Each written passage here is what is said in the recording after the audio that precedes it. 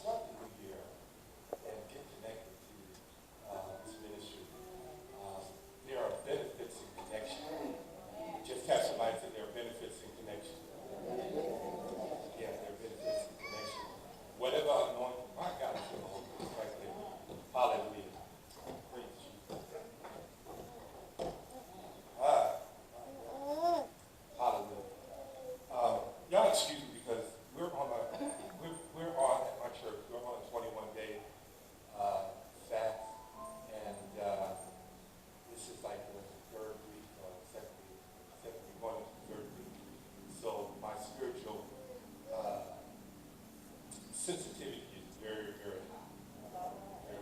I can pick up a devil just like that. I just sense them. Praise God. Listen, I didn't come 500 some odd miles to play with the devil this morning. I come to slay the devil. But whatever anointing is upon him, when you're connected to him, you get it. If the favor of God is on his life, you see God just blessing him, understand this, you have a right. You have a right to every anointing that's on his life. But you can only get that if you are connected. Okay. All right, so I'm going to leave that alone. I love L.I. I love the church. If I lived here, now, a representative of the Board of Education kind of tempted me yesterday when he mentioned about they were looking for people with bachelor's degrees who wanted to teach in Oakland. As you all know, with y'all, is he really serious? To be honest with you, and I guess because I'm from up there, I love Oakland. I would probably hang out more in the Atlanta area, but Atlanta is just right up the street. But if I lived here in Overton or in the Athens area, I'd probably be a member of Love in Action.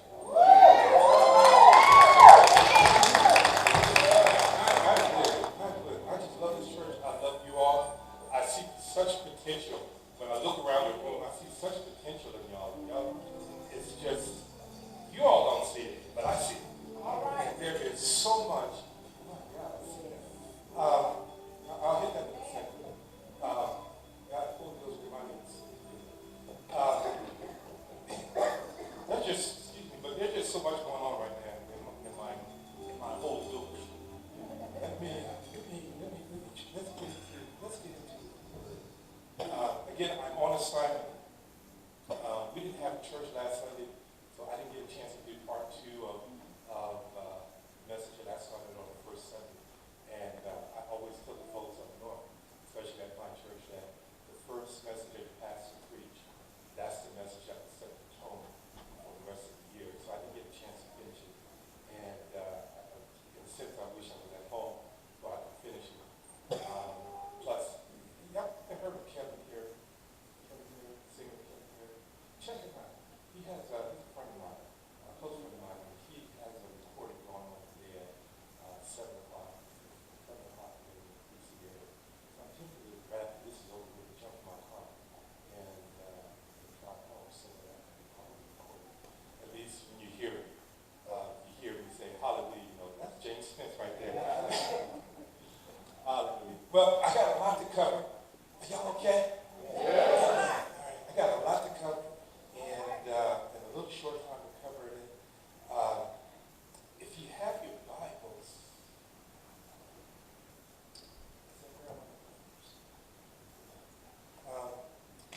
I feel a very, here's what I feel. I sense a very apostolic anointing upon my life right now.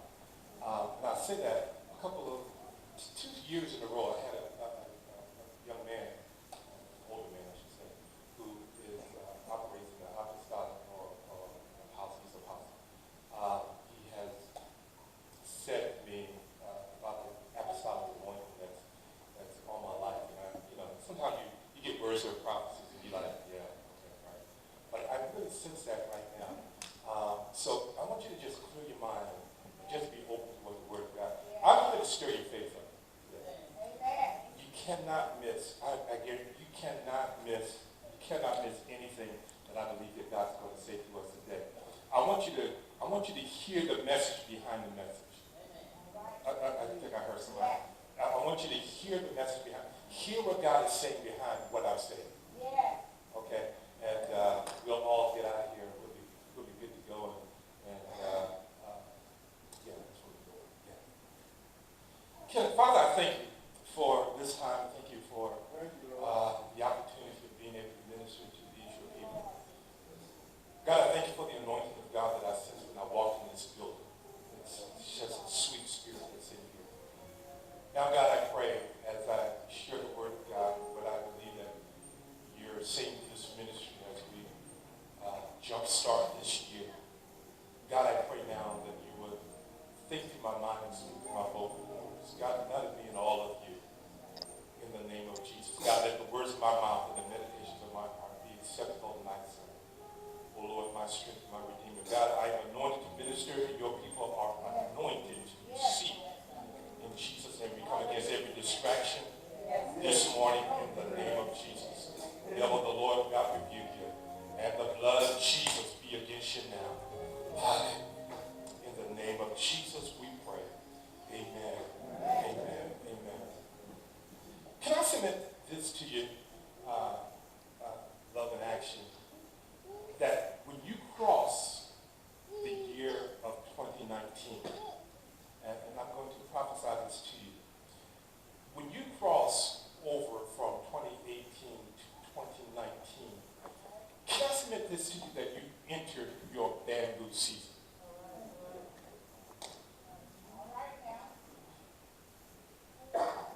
What am I saying? If you know anything about bamboo, you can plant it and nothing happens.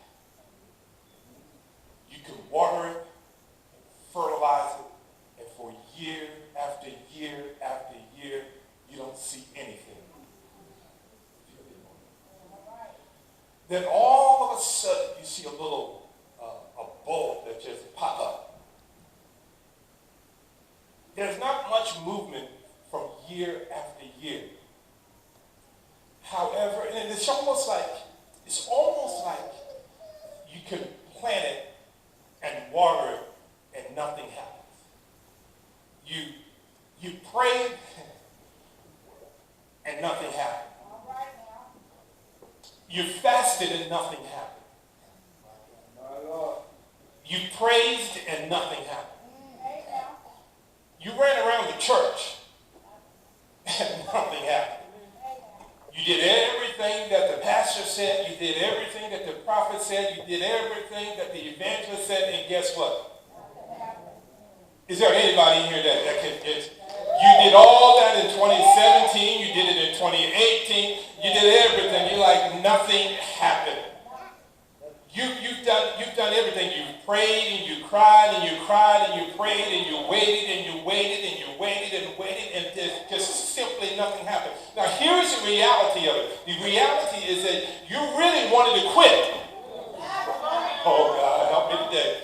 You really wanted to quit, but you kept on saying, well, let me just give it a little bit more time and see if it's going to grow. Let's see if it's going to manifest. Let's see if it's going to really reveal itself. And if the truth be told, some of you've already quit on your seed.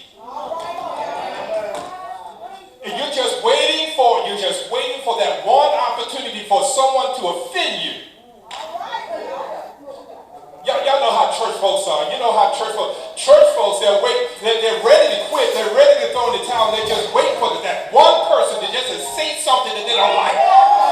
so that they'll have an excuse to quit. Allow God. I hear that. I'm just looking for my crowd right now. Looking for the love. Looking for the love. So understand this. The bamboo is so unique that it is left in if it is left in the proper environment, and you are faithful in watering it and fertilizing it and not giving up on it in spite of what you see, you will start seeing just a little bit of growth here and there. Now understand this about the bamboo. Check it out. Google it. In the 6 weeks, once you start seeing some stuff happening, in the 6 weeks that follow, the Chinese bamboo tree will grow as much as 2 feet per day until it grows to be 90 feet tall. So the question is this: did it grow 90 feet in 6 weeks, or did it grow 90 feet in 5 years?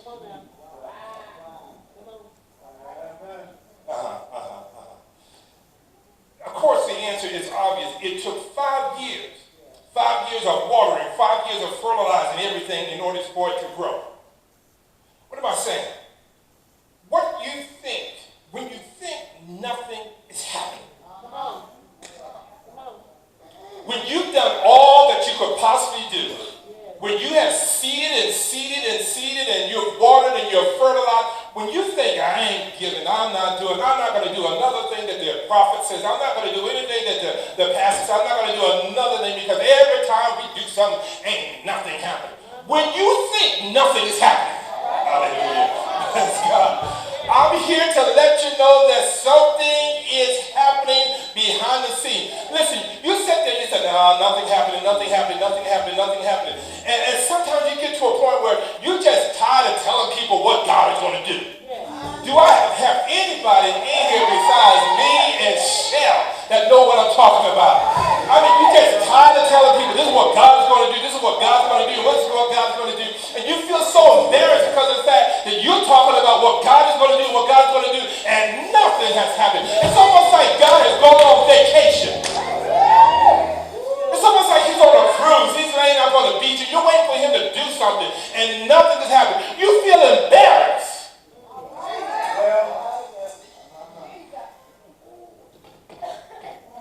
You're just tired of it. Right? You know, sometimes I pray and I'm believing God, like, okay, God, you said it. I know you said it, but I'm waiting, God. Okay, God, anytime now, I'm waiting. I see you blessing other people, but God, I'm doing everything. I'm tithing, I'm giving, I come to church regularly, I'm studying, I'm doing everything, and absolutely nothing is happening. But although you don't see any growth, understand this again, this is where faith comes in.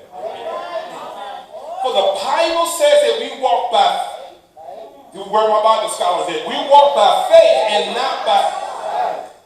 Although I don't see anything happening, yet I believe God. I don't see anything manifesting, but yet I know that deep down inside something has to be happening.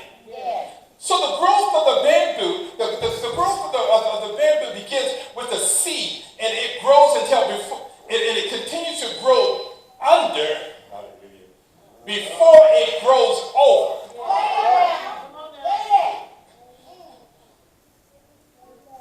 2016, 2017, 2018, you may have felt that you were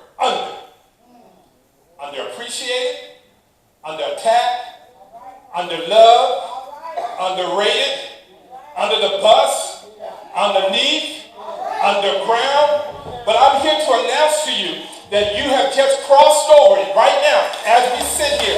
You are now in a time of unusual acceleration. This is your bamboo. This is your bamboo season.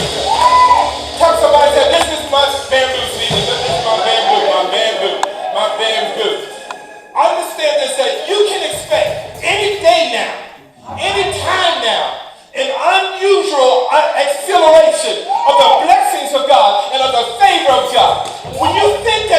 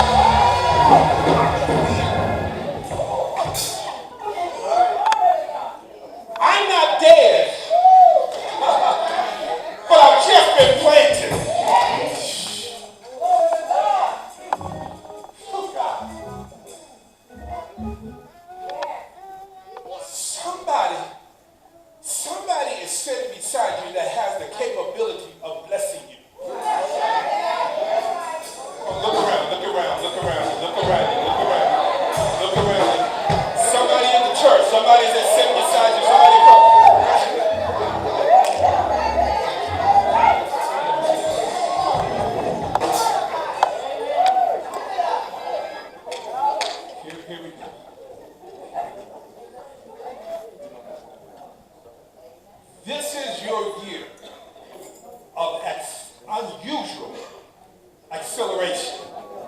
Expect promotion just out of nowhere. I wish I had somebody that could get a hold of that. Just out of nowhere, just expect promotion.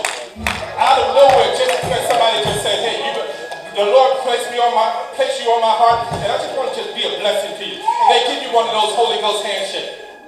Do y'all know what a Holy Ghost handshake is? Yeah. One of those, here's a Holy Ghost handshake. Here's a Holy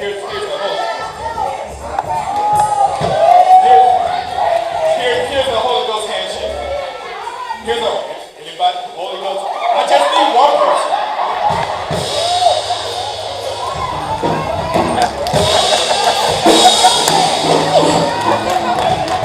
That's the Holy Ghost handshake.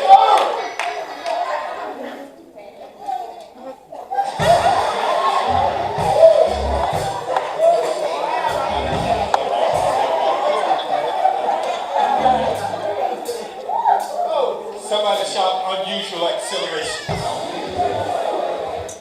Now, let me give you some Bible for this. In Luke chapter number 5, I'm excited about my unusual acceleration. I'm driving down and I'm just looking for somebody to pay for my gas. I just expected anything to happen. What I'm asking you to do this morning, for this rest of this year, take the limit off of God. Take the limit off of God. Now here's how, as pastors, as preachers, ministers, we've been guilty of staring people up at the beginning of the year and not letting them know what they need to do in order to get that to that season. So my responsibility, my assignment, because I probably will knock that over. I'm just a wild preacher, excuse me. My assignment this morning is to show you, yes, this is your year of unusual acceleration, but how do you get there? Because understand this, that God is not Houdini. God's not the God who just, you can just say a couple of words and all of a sudden, Lord, behold, that's it.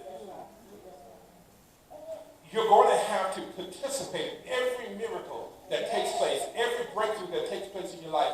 You're going to have to participate in it. Come on, you got a scripture for that? The lady who had the issue of blood, she heard that Jesus was passing by. Now, if she just sat there and said, well, I heard he's in town. I got this issue. I heard that he's in town, and I ain't going out there. No, there's too much of a crowd. She participated in her breakthrough.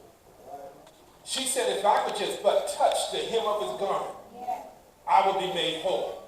So she participated in her miracle, in her healing.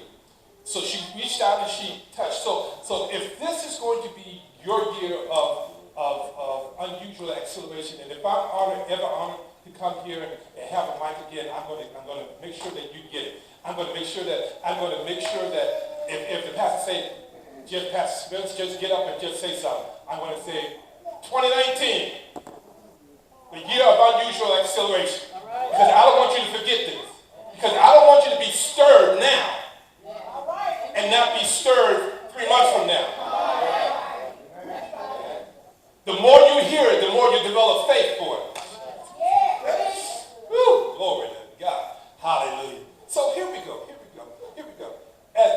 As we read the account in Luke chapter number 5, did I tell y'all where to go? Yeah. Luke chapter number 5. You will notice that Simon goes from the worst business day in his life to a place of elevation in less than one afternoon. Here we go. Luke chapter 5, verse number 1, and I'm reading from the New Living Translation. The Bible says that one day as Jesus was preaching on the shore of the Sea of Galilee, great crowds pressed in on him to listen to the word of God. He noticed 2 empty boats at the water's edge, for the fishermen had left them and were washing I'm out of here. First point is this. If you're going to experience the year, I feel the Holy Spirit. Y'all must have been praying before I became here. Okay. First point that I want to make. If you're going to experience the year of unusual acceleration, you're going to have to steward well what's not working well. You're going to have to steward well with what's not working well. Understand this. These are professional fishermen. They knew that if you're going to fish, you have to fish at nighttime. They also knew where all the popular places to fish. Now, where I live, we're surrounded by water. And if you want some good seafood, just come to Maryland. You know, we love crabs. If you're going to get crabs, you only want to get crabs from Maryland. Some of y'all will catch the other part. You want to get crabs from Maryland. And if you want to get a good crab cake, I don't care what they're selling in the land. Good crab cake comes from Maryland. Okay. All right, maybe I'll bring some good crab meat and make some crab cake. Realize that. So with fishing, I've tried fishing, and I've tried fishing from the shore. I don't like it because there's a chance that you may catch something. There's a chance that you may not catch anything. But if you go on a chartered boat, the captain of the boat knows where all the fish are, and they just take you out on the boat, and all you got to do is just drop the little rod down, and all of a sudden you get bite, so forth and so on. So these people, they were professional fishermen. They were not amateurs. And here we find them coming in from a night of fishing, and they caught nothing. But notice what they were doing. They were washing their nets even though they didn't catch anything. They were washing their nets even though they didn't catch anything. Beloved, can I submit this to you? Love in action. That God is attracted not so much to what you do. He is attracted to what you do with what you already have. Here we go. If you're going to experience growth, if you're going to experience unusual acceleration, if you're going to experience new, if you're going to experience change in your life or transformation in 2019, you're going to have to steward well with what's not working well. If your goal in 2019 is to get a new apartment, or a new house, or a new car, or a new job, if you have goals for the year of 2019, you're going to have to take care of what you have right now. How are you going to say, well, I'm in the year 2019, I'm going to get a new car? Let's go out and check out your trunk and see how clean it is.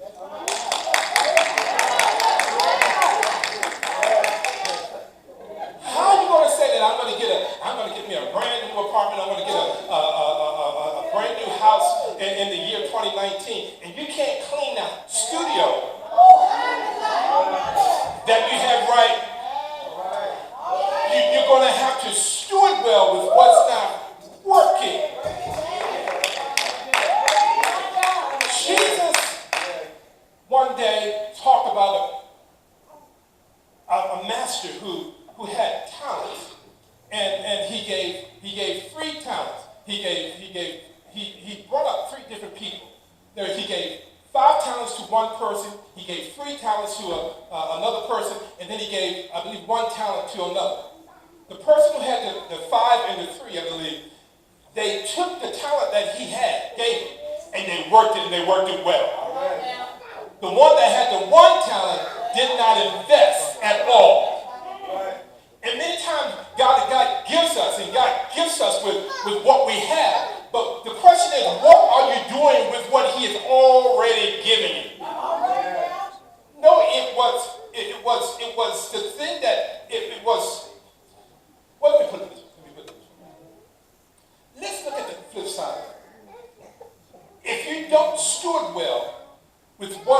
is another man, God will not honor your needs.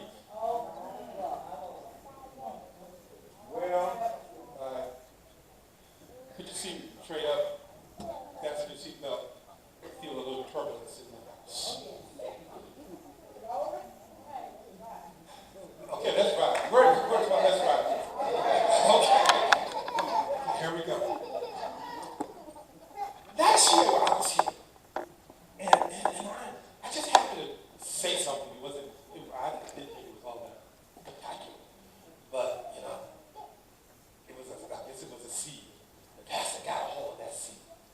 And I've heard him another time when I was here talk about the 5-star church. Okay. And I believe that he has been sharing a little bit about being a 5-star church. Now keep in mind, if you're going to experience this year of unusual acceleration, understand that you're going to have to steward well with what's not working well. Because if you don't take care, oh God, I hear that. If you don't, I got to come over here because I got my amen over here. If you don't take care of another man's vision, what makes you think that God's going to take care of your vision? Okay. All right. I'm looking for my crowd over here. Where am I? Don't let them outshout y'all. See, over there, they look all deep and so forth. Come on, where are my deep folks over here?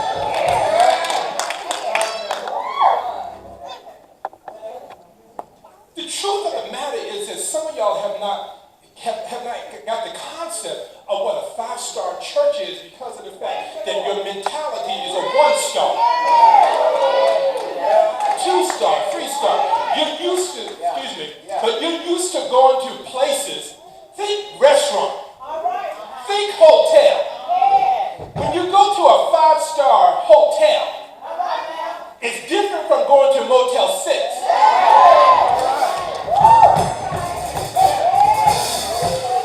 When you go to a 5-star restaurant, okay, I got my help here. I'm sensitive right there. I'm sitting all the way in the back. I hear you. If you go to a 5-star restaurant, it's different from going to McDonald's.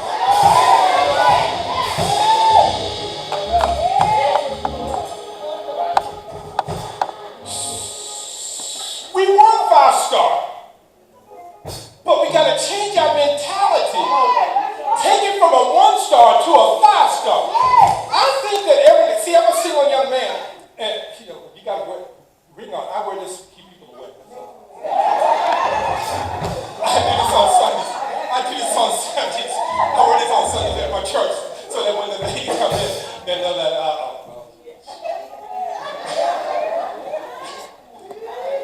But I'm a single young man, and every now and then, I like to just take myself out. If nobody else takes me out, I like to take myself out to a 5-star restaurant where there is a 5-course. You know exactly what fork to use for your salad, what fork to use. You got to learn how to take yourself out. Okay. All right. So he's talking about 5-star. But understand this. At a 5-star restaurant, here we go. Where am I going?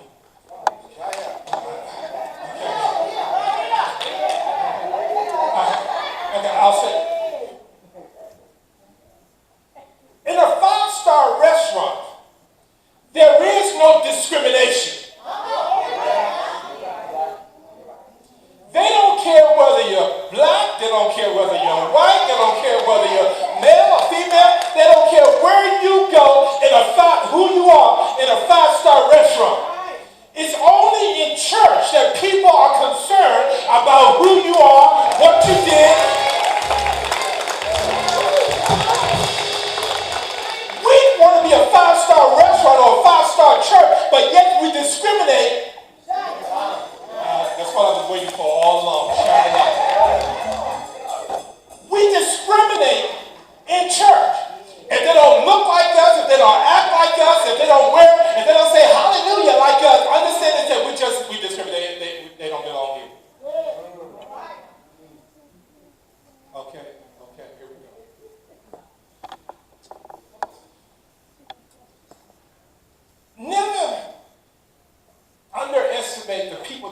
sends to love and action. If all of a sudden, if God wanted to, here's what I see, Pastor, for real, for real. I don't see this church being a black church.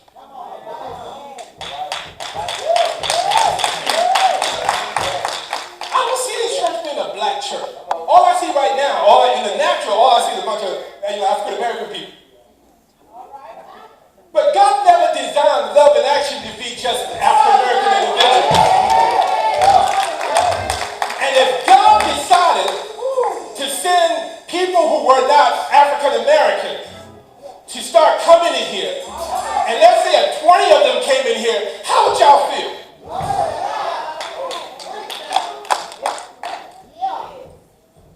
The Bible talks about, Jesus gives a parable. Here we go.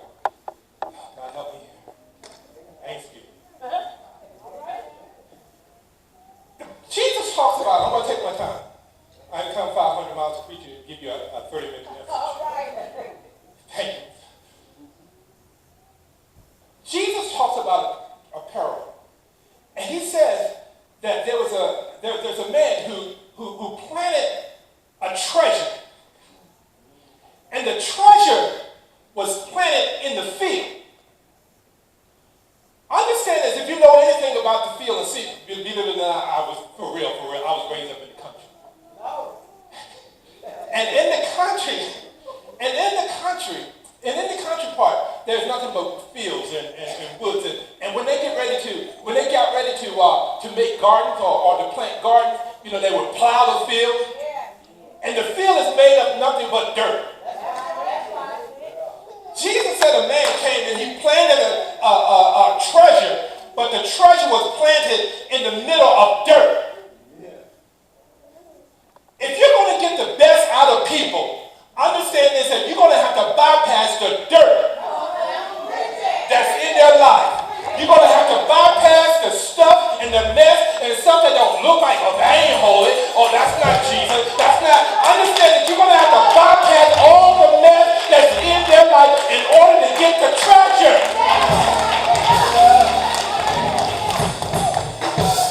What you talking about? Listen, in church cannot be a time of where we judge folks by what they look like.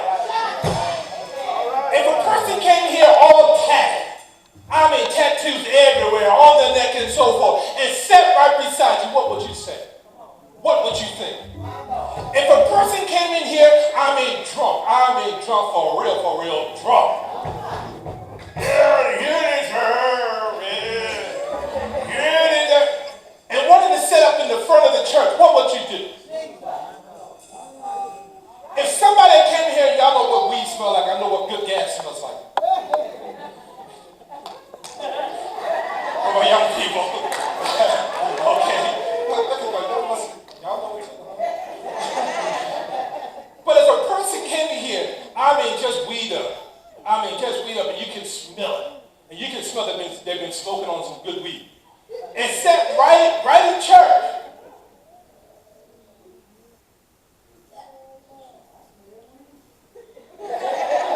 What would you say? What would be your reaction?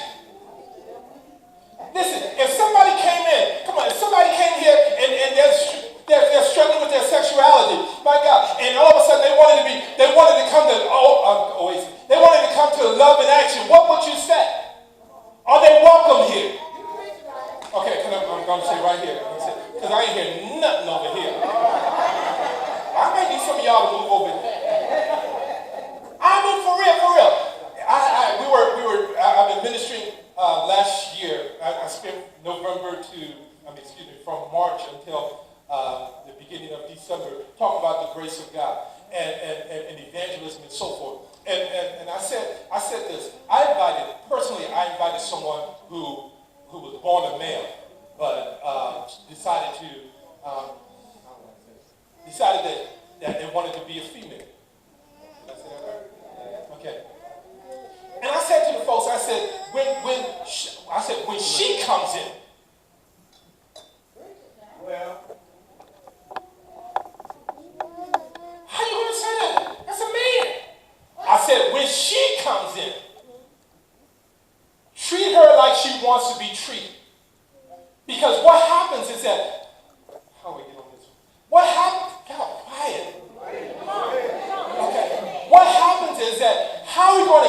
to hear the uncompromised word of God if we don't let them come to church and be who they are. All right. Well. Okay, see, that's the reason why. We can't be discriminating in church. We can't. We got to see the treasure. We got to see the treasure that's behind. And if they get in here and hear, and you preach like your pastor been preaching, people kind of have no other choice but to get free. But they can't get free if y'all looking at them kind of funny. If you're looking at them kind of weird. Like, oh, that's just nasty. That's just nasty. How can they be something like that? Understand this. Let them come. You can't change them. Let the uncompromised word of God change them. Because the truth of the matter is that we all are working on something. Y'all hear what I'm saying? I'm about to knock off some of those halos I see on your head. Listen, we all working on something.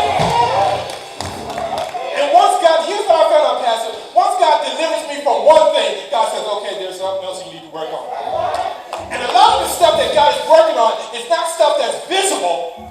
It's stuff that's on the inside. I had God to tell me one day, he said, okay, you ain't doing this, but you're jealous. I'm like, where did it come from? He said, yeah, you're jealous. Look at you. And he gave me an example. You're jealous. Let's work on that. I may not be smoking. I may not be drinking. But what's the difference in the drinking and the jealousy? What's the difference in the smoking and the bitterness? What's the difference in being gay and having unforgiveness in your heart? What's the difference? At the cross, there's everybody's sin is exposed. I said at the cross, everybody's sin is exposed. And the truth of the matter is that nobody may not be able to see what you're doing, but you still got some stuff going on. We want to, man, I didn't mean to skip that. We want 5-star. Okay. We want 5-star. But I gotta go here because I said it last time I was here, and I sense it again now. We want 5-star, but when you're in a 5-star restaurant or in a 5-star whatever, people don't show up late.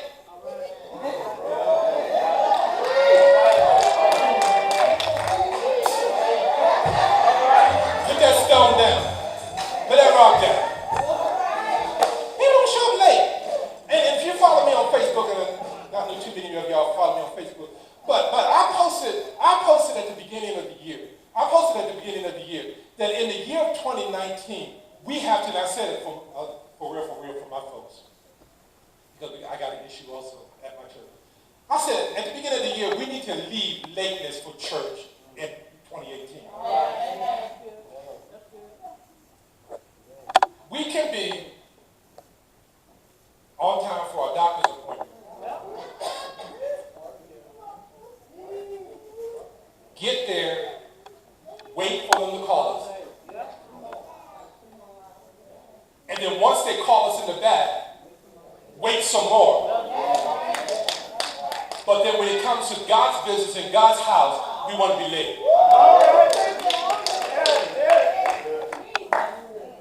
We want to be 5-star. Excuse me, we want to be leaders in a 5-star church.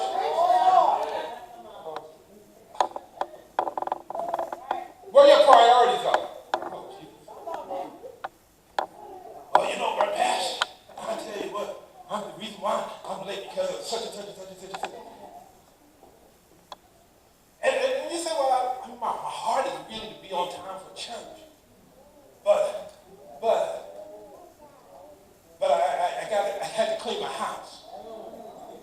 God says, that has become your God.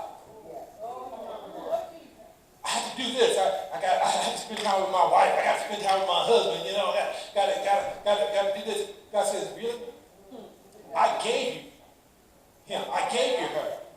And now you replace him or her for me? He says, perhaps, well, okay, maybe I'll just remove him or her. Maybe I'll just take away the car or take away the house that you're spending more time in order that's hindering you from being on time for it.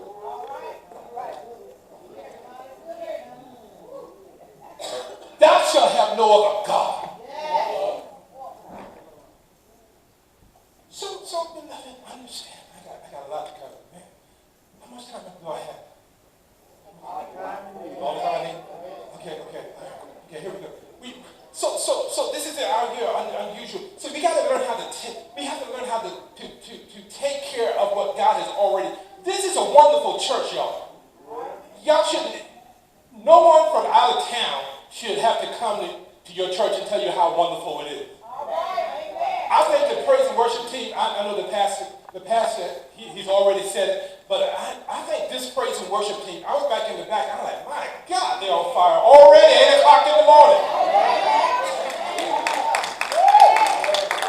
I know I say this all the time, and you can almost. I didn't want to say it. I didn't want to say it because y'all know every time I come here, I always talk about the praise and worship team. And I don't want y'all to start predicting what I'm going to say. Because you never want anybody to predict what you're going to. But I think this praise and worship team, this band, I mean, y'all have the best. I wish I had half of y'all.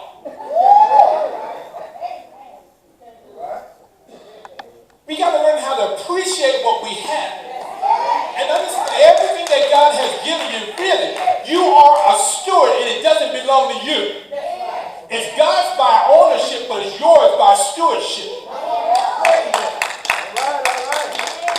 So love and action really does not belong to any of y'all. God just said, okay, I'm giving you stewardship. And as a steward, you're going to have to one day give an account to what I have assigned you and have given you. So God has placed you in leadership here at Love and Action. Understand this, that one day you're going to have to stand before God. That's right. And give an account of everything that has been assigned to your hand. Some of y'all, for real, going to have to, you need to start making excuses right now. Coming up, okay, what am I going to tell God? Because the truth of the matter is that some of y'all in leadership positions, you have not been doing what God has called you to do and what your hands have been assigned to do by your pastor. We start out on fire, and then all of a sudden we get with some of those individuals who ain't doing anything, and then all of a sudden it's like, oh, you don't take all that. You don't take all that. He really didn't mean that. They don't really want you to do all of that. The devil is a lie. It's going to get better a little bit. Hold on, look at somebody say, hello. That's it. I mean, for real, what kind of father will God be to give you more and you can't take care of what he's already given you? Love and Action, can y'all handle 20 more people being part of this ministry in 6 more months? Can you handle them? If they came in, one of the things that I don't like recycling members from other churches. Because then you gotta let them get all the bitterness, all the stuff out of them that they didn't like about that old church. And then you gotta have to put your spirit in them and so forth. Listen, I see some so-called pit. I guess I'm gonna have to set it like you because I'm on social media. I had a preacher. I had a guy that joined my church, and he joined, and I knew he was a preacher, but I didn't let him preach. 2 years went by. I didn't let him preach. I knew he was a preacher, and I knew he had word in him. I let him preach.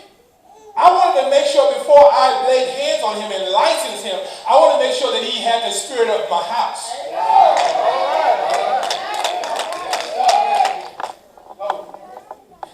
I don't want the spirit of Potter House in my house. I don't want the spirit of Christian Center or World Changers in my house. I wanted to have my spirit. And sometimes I think that we're too quick to put people up and they don't have your spirit.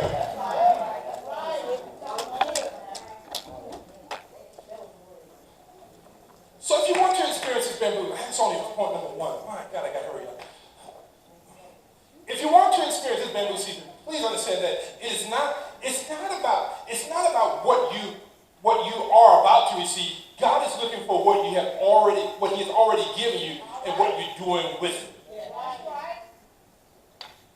What does the Spirit of grace say? I believe the Spirit of grace is saying, wherever you are right now, work at it. Work at it as though that's all you have. Work at it. It may be little, but just work at it. I don't know how this church is set up. But if you're a leader in this ministry and they give you a budget at the beginning of the year, y'all do that? Okay. If they give you a budget at the beginning of the year, if you're a leader, they give you a budget for your organization or your area of ministry. It may be a little small budget, but take that little budget and you work it well. I mean, I wish they had given me a little bit more for this budget. No, take the budget that you have and be a good steward over that budget. And just work it. And one of the things, leaders, can I help you here? Leaders, when giving and offering comes around, exercise your faith and believe God that everything that comes in will take care of all the bills.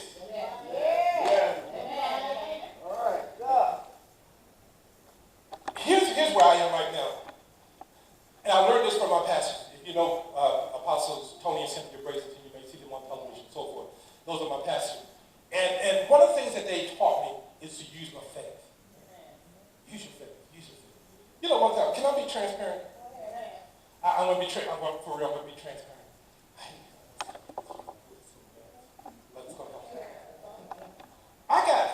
One of the things that I don't like to talk, I really don't like to talk, for real, especially about the problem. Because I know two things they're going to tell me. What did God say? And use your faith. That's the reason I don't like to talk. Just give me the answer. That's what I'm saying. Just give me the answer. Don't tell me go talk to God and use my faith. I got behind in my mortgage one year, several years ago, a few years ago, actually. And I'm like, man, I gotta pay my mortgage. I was kind of, a few months behind. I'm like, man, I gotta pay my mortgage. So I said, I just called my pastor. They got 2 airplanes. They'll just write me a check and I'll be good to go. So I called my pastor. And I said, Pastor Tony, this is a situation, so forth, so. He said, well, son, your mom and your dad will be praying for you. Just use your faith. I'm like, that's not what I wanted to hear. Just write the check, will you? You got it. I know you got it. Just write the check. He said, use your faith. Brother Pastor, I think that sometimes when people come to me now, my folks kind of do it now. If they come to me with an issue or something, I'll say, what did God say? Hey, Mrs. Dora, what did God say? Because people want a cheap relationship with God through their pastor and not do the work in order to hear from God for themselves. Okay. All right. So I'm here to get y'all to start using your faith for the impossible. So let me hurry up. Somebody say hurry up. Hurry up. Okay.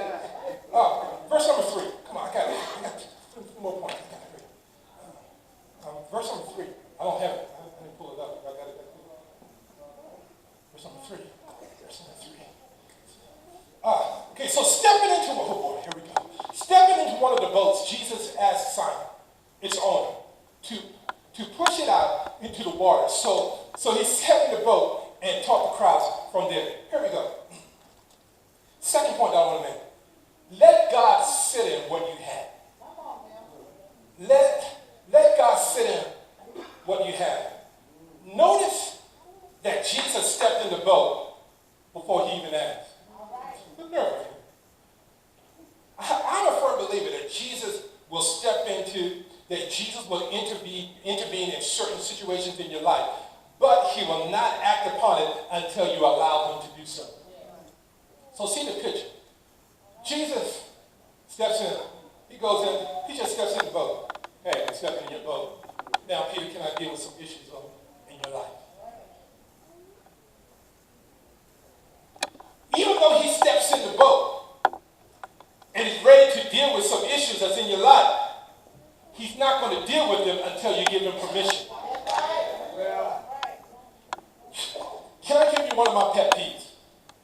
One of my pet peeves, I can't stand when people say this. Oh, it just causes me to cringe because it's so unbiblical. And I know some of y'all probably say it. So I ain't going to look at nobody. But I can't stand when people say, God is in control. God is in control. God is in control. God is in control. Listen, can I submit this to you? God is not in control over everything. He's only in control of what you allow him to be in control of. If you don't give him permission to be in control of something, understand this, that he's hands off.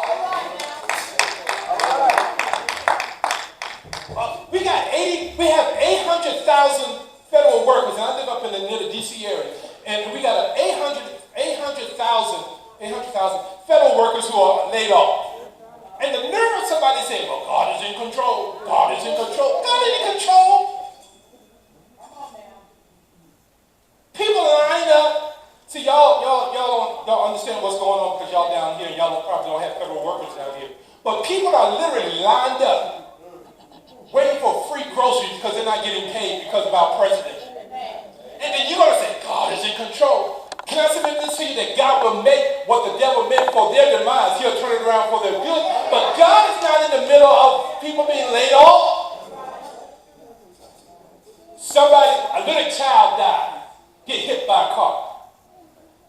God is in control of that.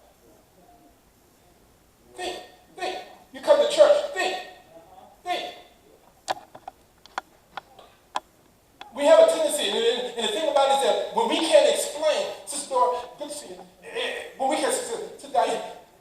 we can't explain certain things, we use the excuse. God is in control.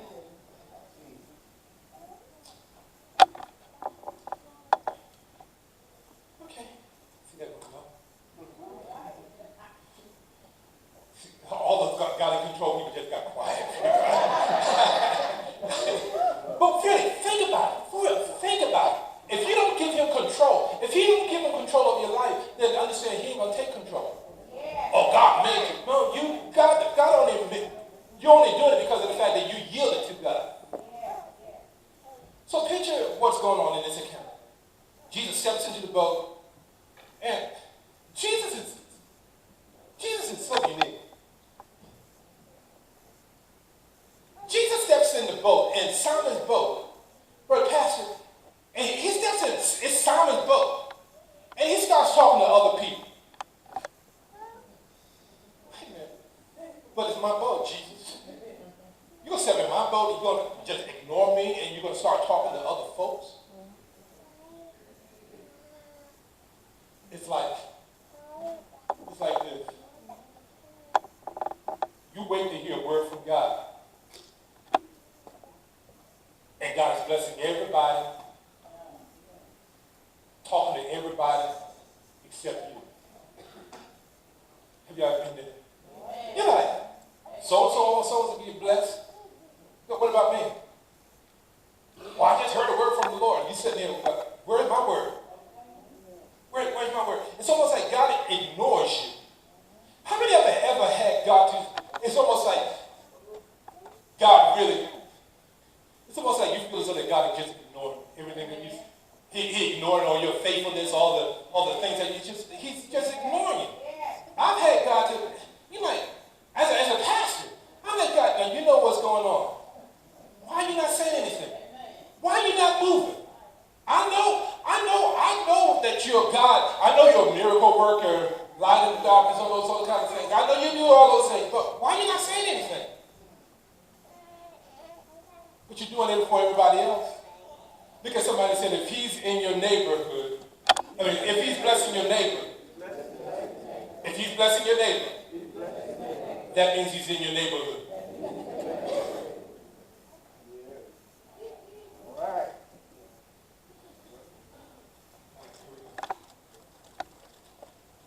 Where am I? Anybody like tennis shoes?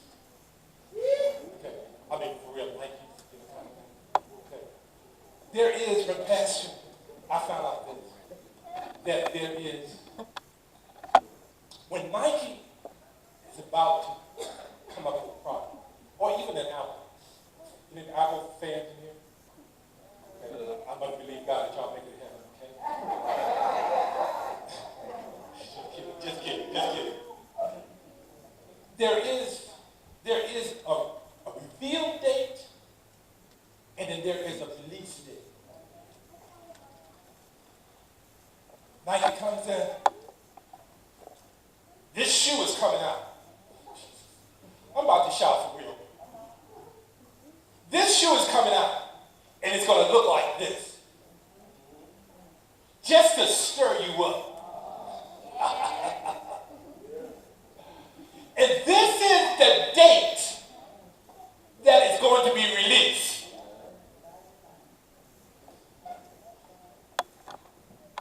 There is a revealed date, and God has already showed you that this is your year of unusual acceleration. It's been revealed. Yeah. All right. But there is a release date. Where you see the manifestation. Hold that, because I really feel like running around right now. There's a release date when you actually will see the revelation or see the manifestation of what was revealed. And what ends up happening, Brother Pastor, we become impatient. Oh, no. We become impatient, and all of a sudden we settle for a counterfeit.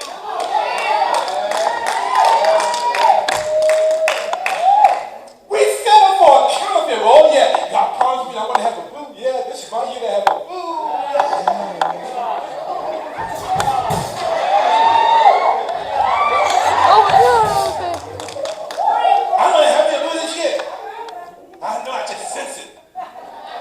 But then all of a sudden, because of the fact you become impatient, you decide to settle for anything because of the fact of your age.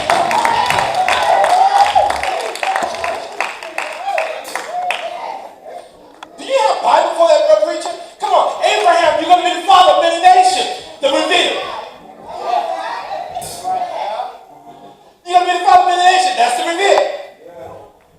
It took 25 years. Oh, y'all. It took 25 years before Abraham actually saw the reveal. I mean, the release. That's it. The release. But in between time, they became so impatient they didn't want to wait. So Sarah said, well, you know, ain't nothing going on down here. Ain't nothing but dust. I don't know what you heard. Ain't nothing out of us. We ain't doing nothing. I don't even feel like it. But Sarah said, well, there is a handmaid. Why don't you go ahead and just have a one-night stand with her? Abraham said, oh, sure.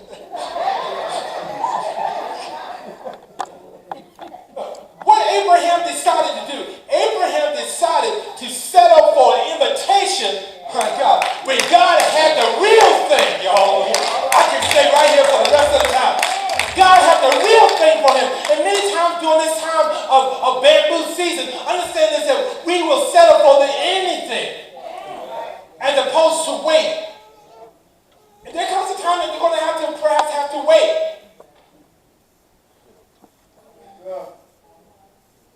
Do you mind? Come on, I gotta hurry up. I gotta finish this. Okay, verse number 4. Verse number 4. Verse number 4 says, but when he had finished speaking, he said to Simon, go out where it is deep and let down your net to catch some fish. Wait a minute. Jesus, you're a carpenter. Last time I checked. You're not a fisherman. What authority do you have to tell us what to do? You know, when's the last time a carpenter became an expert at being a fisherman? Verse number 5. Come on, let's go. Verse number 5. Master, Simon replied, we worked hard all last night and didn't catch a thing. But, if you say so, I like what King James says, nevertheless, at your word, I'll let down the net down again. Here we go. Note that this is occurring during the daytime. And you know, if you're going to fish back then, you're going to fish, you got to fish, you know, at nighttime, because when they fish at nighttime, the fish can't see the net, and there's also the shallow water. What do you do when Jesus tells you the opposite of what you are used to be doing? What do you do when he tests you to see if you really trust him?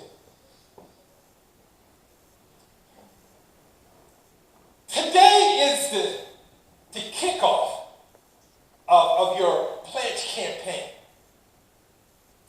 I want to call it the kickoff of your bamboo season. I got a couple of people. All right. Where the rest of y'all? Don't clock on me. I got to finish up. I'll just give you a few more minutes.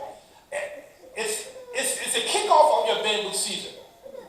And the question is, what do you do when he got to ask you to do something that does not make sense?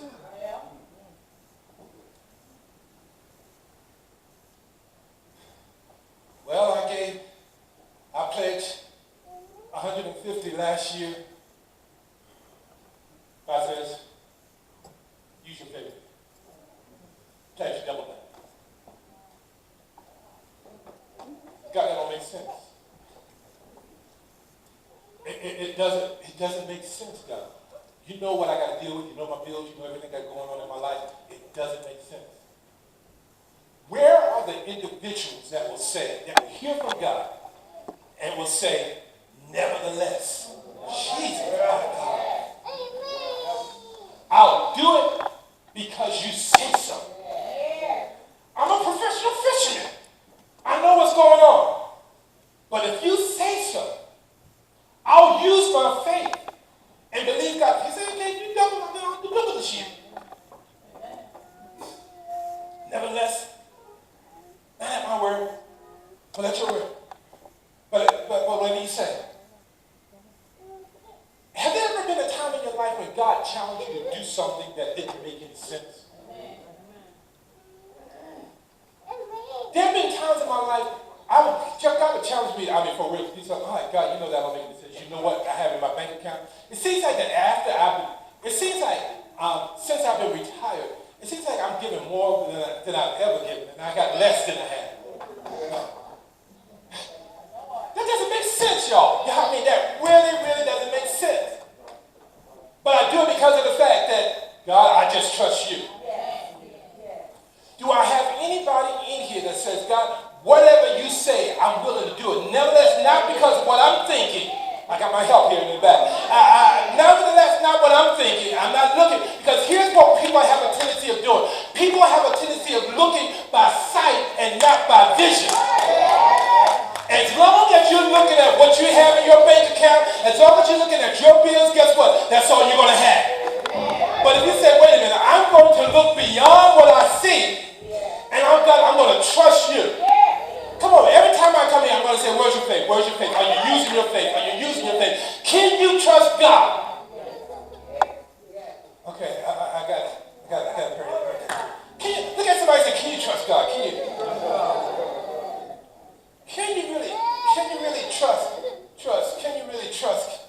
you really trust God? Here we go. During this season, some of you are going to have to go back. And do some things that God told you to do. And you allow people to talk you out of it because it didn't make sense to them. It didn't make sense to them. So all of a sudden, you're like, okay, I ain't going to do it because it didn't make sense. So they talk me. Listen, some things that God tells you to do is not up for discussion by everybody else. I'm going to say that again. Some things that God tells you to do, it's not for you to talk to anybody else about. It's just up to you to just simply obey. Obedience is not about outcome. It's about the posture of the heart. It has everything to do with what's going on the inside of your heart. Will you give even if you don't have it to give? Will you serve even if you don't feel like serving? I want you to see things from Simon's viewpoint. Now, when babies start crying, then I know it's time to quit because it's time to feed. Okay, so I'm bringing it in. Come on, I don't know where you're at, guys. I'm bringing it in. Just be patient with me, little baby.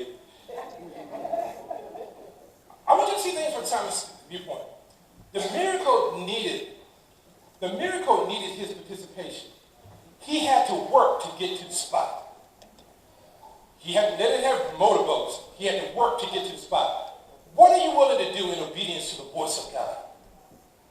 If he tells you to apologize, even if it's your fault, will you do it?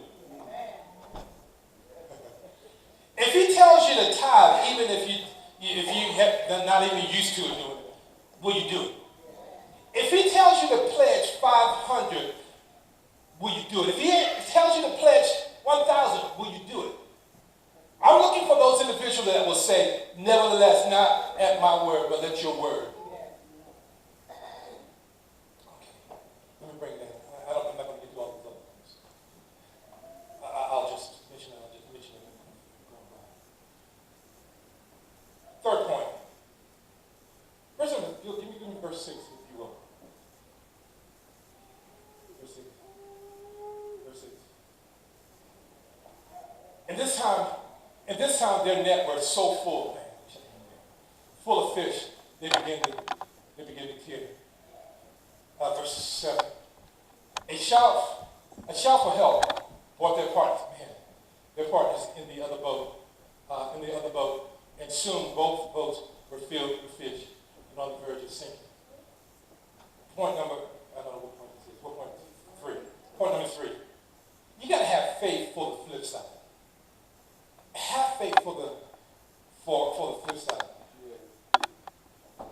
They had faith for the flip side of what they had experienced the previous night. And this is why it was so important that they were stewarding well what wasn't working well. If not, they would not have been able to handle what was coming. I don't know what they were doing besides washing. Maybe they were knitting up some holes and patches and so forth and so on. Perhaps as we approach this year of unusual acceleration, perhaps you need to fix some things before God do some things in your life. Perhaps you need to fix your attitude. Perhaps you need to fix your perspective on how you see things. Perhaps you need to fix your faith. Perhaps 5 stars. Somebody say 5 star. Perhaps you need to make sure, leaders, you may need to make sure that this church operates as a business. Where am I supposed to? Y'all didn't say anything over here. I'm feeling the love right here. You got to make sure that church operates as a business. And see, as a business, you got to understand, as a business, you can't do everything you want to do in a business, because guess what? You get fired. Well, I'm just volunteering. They ain't paying me. Wait a minute. Hold up. The church may not be paying you, but wait a minute. You're looking for something from God. So the question is, are you working to satisfy Pastor Stacy and First Lady Barbara, or are you working to satisfy God? Are you waiting for God? Are you waiting for Pastor Stacy to say, well done, thou good and faithful servant? Or are you waiting to hear this from God? Even if Pastor Stacy doesn't call your name up, are you willing to still work? But I did this and he didn't call my name.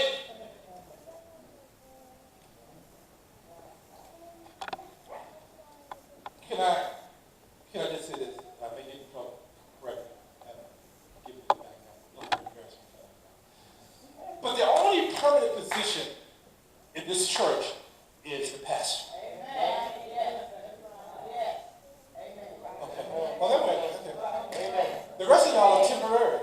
Yes. If you're deacon, you can be deacon. Deacon. Deacon. What is it? Deacon. Deaconized. we just made a word. You can be deaconized. If you're a trustee member, you can be de-trustinized. There's no permanent position here but here. And if you don't think that he's doing what he's supposed to be doing, you need to talk to his supervisor.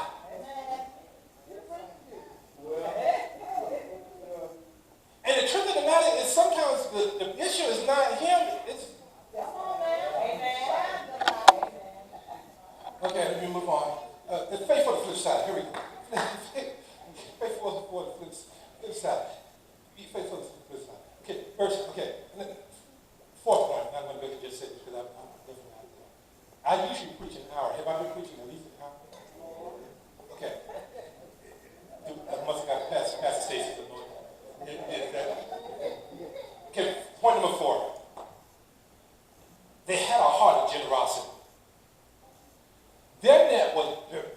so much that they invited their competitors to come. Y'all got to come and help me. We talk about haters so much. Oh, they hating on me, they hating on me, they hate. You know what? I have a solution for the haters. Stop being a blessing to the haters. And then stop hating on them. You stop being a blessing to the haters. Doesn't the Bible say that bless them that persecute? You stop blessing them, you stop buying your haters up. Find them a gift. You'll see their attitude change. It's what I like what Dr. Dollar said. Dr. Dollar calls it a do-good seed. Do-good seed. So they had a heart of generosity. Okay, I'm quitting. Go verse number 8, and then I got to close. I ain't covering everything. Man.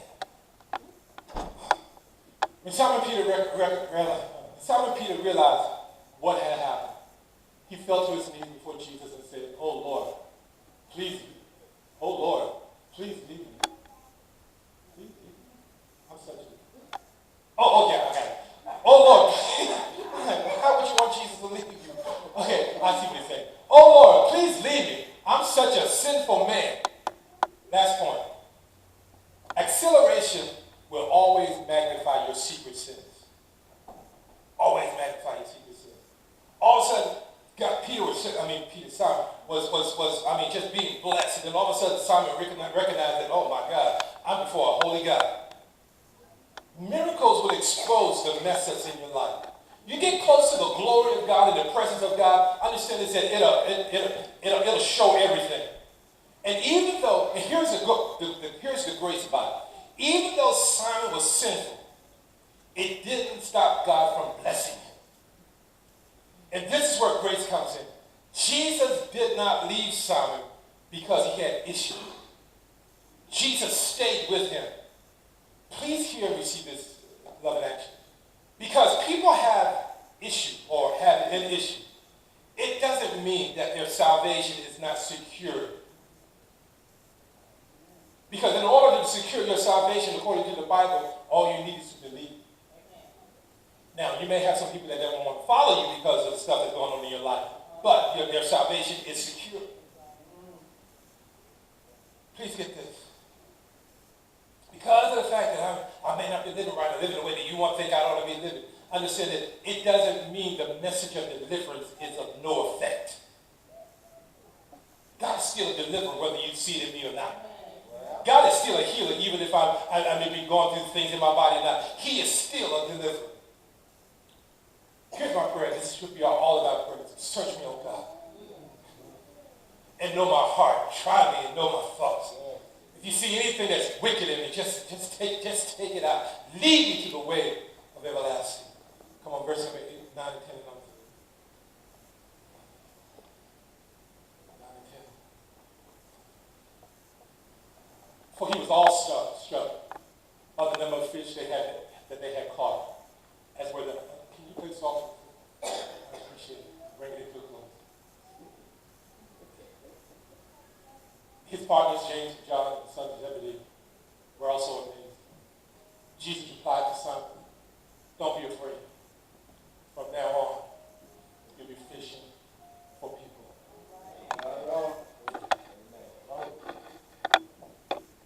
Let me just say this. Could it be that Jesus blessed Simon so much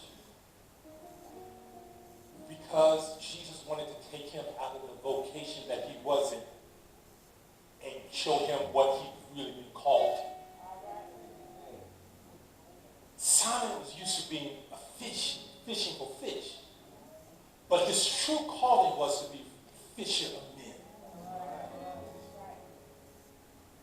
Could it be it wasn't so much about the blessing?